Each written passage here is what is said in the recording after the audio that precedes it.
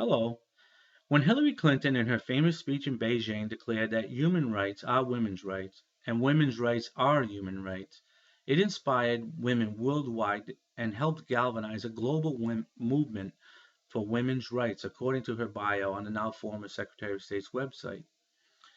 In that speech, in order to further worldwide awareness to the human rights violations being committed against women, Hillary shines a spotlight on instances such as babies being starved, drowned, suffocated, or having their spines broken because they are born girls, women being doused with gasoline and set on fire, women and girls being sold into slavery or prostitution. It should be noted that this speech was given in China, which had been and continues to be widely criticized for forcing women to be sterilized or have abortions as part of its policy of one child per family. What came out of the movement brought on by this speech was a universal approach to women's rights, which opened up Western feminists to criticism. An example of one such criticism is leveled by Sudanese scholar and activist Nahi Tobiya. She argues these feminists have acted as though they have suddenly discovered a dangerous epidemic, which they then sensationalize in, in international women's forums, creating a backlash of oversensitivity in the concerned communities. They portrayed it as irrefutable evidence of the barbarism and vulgarity of undeveloped countries. It became conclusive validation of the view of the primitiveness of Arabs, Muslims, and Africans all in one blow. One of the problems with this universalistic approach stems from the fact that women are not monolithic. Class, race, ethnicity, sexuality, and religion are just a few of the cleavages that divide women.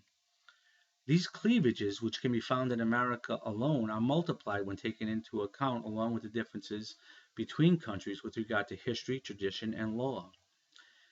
As well intended as blanket policies may be, there are often setbacks and unintended consequences. In Iran, for example, westernized women are considered gabzeda or western struck and the most dangerous bearers of moral decay. We see more of this fallout in India as there is a right-wing Hindu mobilization occurring as a backlash against women becoming westernized. Author Roseya Abu-Sharaf also points to the misguided efforts of some American feminists, for instance, to free the women of Afghanistan of their burqas. After laying out a variety of reasons for which Middle Eastern women choose to wear a burqa, Abu-Sharaf ends with this observation: perhaps it is time to give up the Western obsession with the veil and focus on some serious issues with which feminists and others should indeed be concerned. On the other side of the universalist approach is the particularist approach. They believe we need more comparative work with a focus on the local rather than the macro level.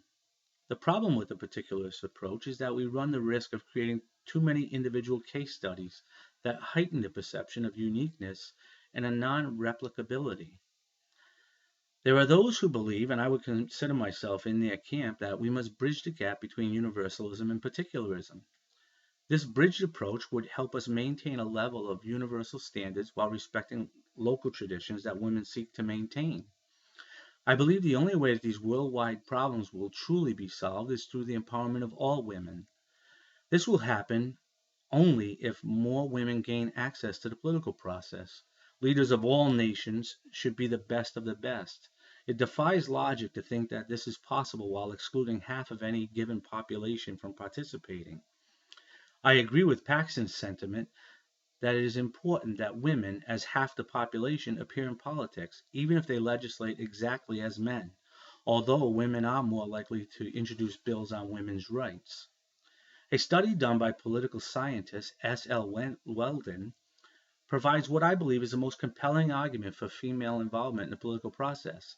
He finds that across 36 democratic countries, a strong women's movement acting in conjunction with an effective women's agency predicted the extent of government commitment to domestic violence.